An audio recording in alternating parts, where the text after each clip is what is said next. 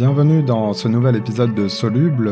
Aujourd'hui, je souhaite médiatiser la démarche d'un viticulteur pour diversifier son exploitation et s'adapter au changement climatique. Bonjour Fabien Bougès. Bonjour, monsieur Icard. Vous êtes un jeune agriculteur à la tête du Petit Ribier, un domaine viticole qui est situé en Gironde, mais je voudrais d'abord revenir sur votre parcours. Vous n'avez pas commencé votre vie professionnelle par le travail de la terre. Vous faisiez quoi avant ? Alors, moi j'ai grandi sur une exploitation agricole, l'exploitation familiale. J'ai fait des études agricoles et après être un peu allé me promener à droite à gauche dans le monde, je suis revenu sur l'exploitation familiale en 2008. Vous avez bourlingué, comme vous dites. Vous êtes revenu donc à votre exploitation familiale et vous avez décidé de lui donner une nouvelle orientation. Quel choix avez-vous fait au début? Vous êtes allé vers le bio? Oui, alors quand je suis revenu sur l'exploitation en 2008, mes parents m'ont laissé un petit peu de temps et puis ils m'ont dit assez rapidement, ben écoute, si tu veux rester sur l'exploitation, nous on te propose de passer en bio et ça tombait bien parce que c'est exactement ce que je voulais faire à l'époque. Alors, conversion en bio, c'est le début d'une étape vers toute une évolution hein, du petit Ribier. On va voir ça en détail. Et en effet, si je vous reçois aujourd'hui dans Soluble, c'est pour parler de cette démarche de diversification. Le petit Ribier est situé à environ 50 minutes de Bordeaux. Est-ce que vous pouvez nous décrire un peu, pour qu'on s'imagine, votre exploitation? Alors l'exploitation aujourd'hui, elle compte principalement de la vigne puisque c'est notre premier métier, donc 34 hectares de vigne en cave coopérative, c'est-à-dire que je fais pas le vin chez moi, voilà, je fais partie d'une cave coopérative. Il y a une vingtaine d'hectares de céréales et donc récemment, depuis 2021, 2 hectares d'oliviers et un élevage de poules pondeuses. Alors on va spécifiquement parler des olives et des oliviers parce que je dois vous dire que ce choix paraît étonnant et je voulais en savoir plus. Pourquoi avoir décidé de faire pousser des oliviers dans le sud-ouest, en Gironde, au milieu des vignes? Alors ça vient d'une réflexion qu'on a eue avec mon épouse dès fin 2018-2019 où après 10 ans pratiquement de culture de la vigne en bio, on avait bien profité de l'embellie sur la vente des vins bio, mais on sentait que la crise viticole actuelle dans le Bordelais, on la sentait déjà arriver. On voyait qu'il y avait énormément de conversions en bio et on s'est dit, il faut qu'on anticipe, il faut qu'on aille chercher d'autres productions parce que la crise sur le conventionnel va rattraper le bio et c'est ce qui est en train de se passer là en ce moment. On a cherché d'autres productions. L'olivier, c'est quelque chose que j'avais en tête depuis mes études, depuis longtemps.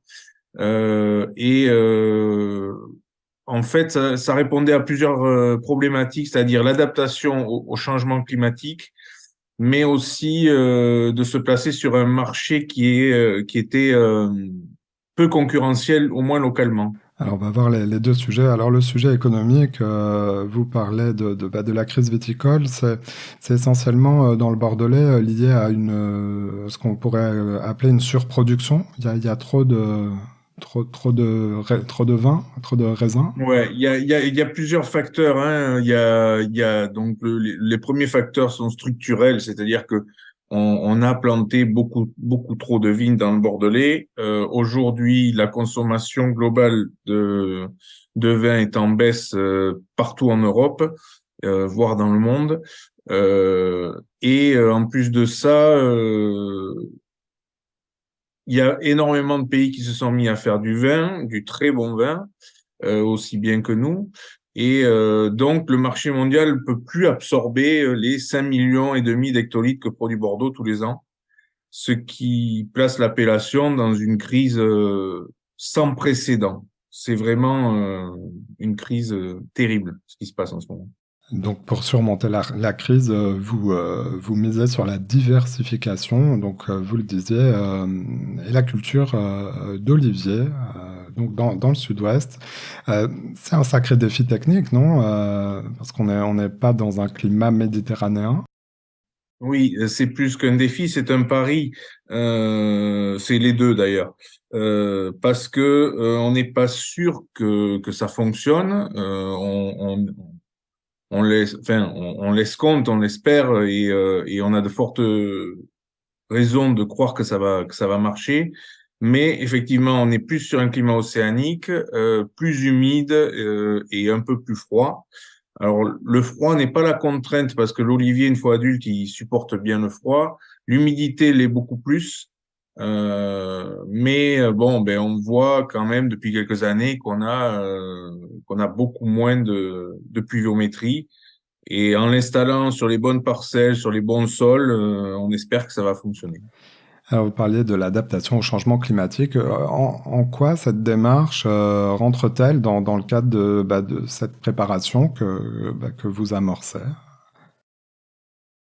En fait, ce qu'on constate depuis plusieurs années, c'est des pluviométries hivernales de plus en plus faibles, des périodes de sécheresse plus fréquentes et plus longues l'été. Donc l'olivier, il va mieux supporter tout ça que la vigne par exemple. Et puis il a le gros avantage aussi de fleurir tardivement au printemps, c'est-à-dire en mai-juin, ce qui n'est pas le cas de la vigne. Et paradoxalement, dans notre région, le réchauffement climatique, il s'accompagne d'un démarrage de la végétation de plus en plus précoce au printemps, mais aussi de gelées tardives qui peuvent subvenir au mois d'avril. Ce qui fait que la vigne, elle est sensible aux gelées printanières et l'olivier ne l'est pas, tout en résistant mieux à la sécheresse estivale.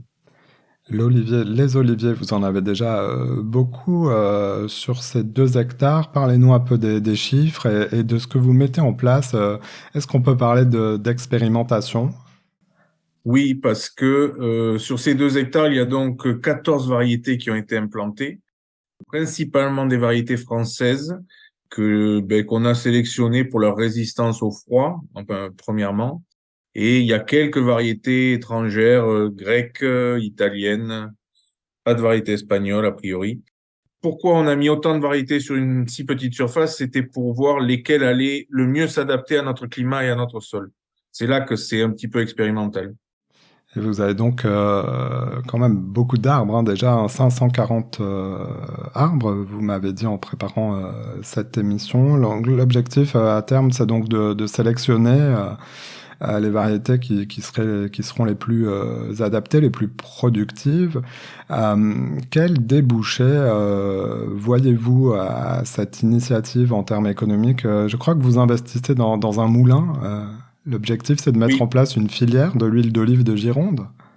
oui, ben de toute façon, à partir du moment où on va produire des olives, pour les faire transformer, on va éviter de leur faire faire 300 kilomètres dans un camion parce que c'est pas dans l'air du temps et puis ça coûterait très cher. Donc, effectivement, on investit dans un petit moulin qui va nous permettre de traiter environ 100 kilos à l'heure. Donc, pour nos premières récoltes, ça conviendra très bien. On pourra même faire un peu de prestations pour des particuliers ou d'autres professionnels de la région. Voilà. Donc oui, c'est une mini filière, on va dire, pour le moment, qui se met en place. Et quel est l'horizon en termes de calendrier de ce projet? À quand la bouteille d'huile d'olive de Gironde, du coup? Alors, en ce qui nous concerne à nous, on espère pouvoir faire les premiers litres d'huile d'olive, mais ça sera vraiment très confidentiel, en très petite quantité, à l'hiver 2024. Mhm. Mais après, pour vraiment des quantités significatives, ça sera pas avant 2025-2026. Une dernière question. Je me posais la question de savoir comment réagissait la profession autour de vous dans votre secteur, donc dans le sud-ouest de la France. Comment est accueillie cette idée et cette perspective? Dans le sud-est de la France, les premières fois où on y est allé avec mon épouse en 2019, ils nous ont vu arriver un peu comme des extraterrestres. Ils nous ont gentiment reçus, mais bon, voilà. Et puis, comme on y est revenu en 2021 en leur disant, ben ça y est, on a planté 2 hectares, donc maintenant il faut nous accompagner, voilà, il faut prendre en compte ce qu'on fait. Ben ils sont venus voir. Et on a organisé cette année en collaboration avec la Chambre d'agriculture de Gironde et France Olive, qui est l'interprofession de l'huile d'olive, une journée de présentation de la culture de l'olivier en Gironde, à Gironde-sur-Brot, euh, qui a réuni 80 viticulteurs quand même qui étaient intéressés par cette culture et par cette possibilité de se diversifier. Voilà, parce que la Chambre d'agriculture de Gironde est très régulièrement interrogée sur la culture de l'olivier, parce que beaucoup de gens y pensent. Eh bien, écoutez, on peut dire que vous êtes en quelque sorte un pionnier dans votre région, du coup. Oui, oui, nous, on s'est lancé un peu. Après, on n'est pas les tout premiers. Il y a eu déjà des petites tentatives dans le Médoc, à Saint-Émilion, du côté d'Ayas aussi. Voilà, à petite échelle. De manière plus importante comme ça, de plusieurs hectares, on peut considérer qu'on est les premiers. Un dernier mot sur l'autre partie de votre diversification. Vous m'avez parlé des poules. Là aussi, c'était important pour vous. Et est-ce que justement la culture des vignes, des olives et donc l'élevage de poules chez vous, tout ça s'organise en bonne harmonie? Alors, c'est un peu compliqué parce que ben, il faut effectivement se réorganiser, mais on peut trouver des synergies entre toutes ces cultures, euh, notamment au niveau des poules, parce qu'en fait, l'atelier poule, on l'a lancé en même temps que l'atelier olivier, parce que comme l'olivier, c'est à rotation longue et que le retour sur investissement est long, il fallait monter une culture, une autre production qui a un retour sur investissement beaucoup plus rapide. Voilà, donc ça c'était voilà le pourquoi des poules.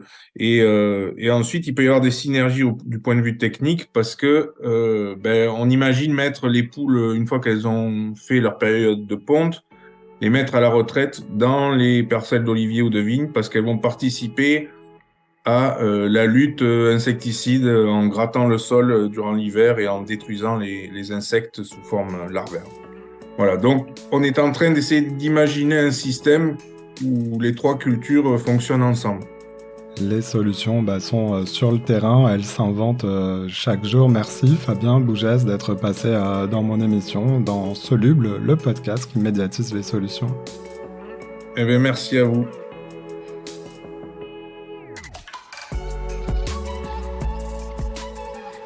Voilà, c'est la fin de cet épisode. Si vous l'avez aimé, notez-le, partagez-le et parlez-en autour de vous. Vous pouvez aussi nous retrouver sur notre site internet csoluble.media. À bientôt.